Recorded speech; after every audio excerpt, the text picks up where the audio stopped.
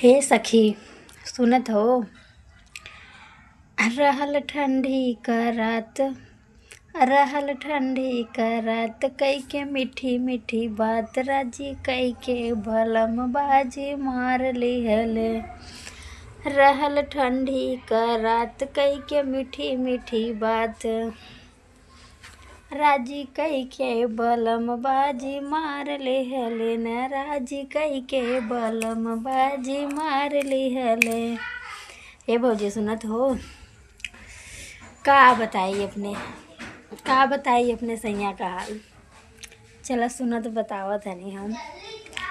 रहल ठंडी क रात, कई के मीठी मीठी बात, रहल ठंडी क रात, कई के मीठी मीठी बात, राजी कई के बलम बाजी मार लिहले, राजी कई के बलम बाजी मार लिहले।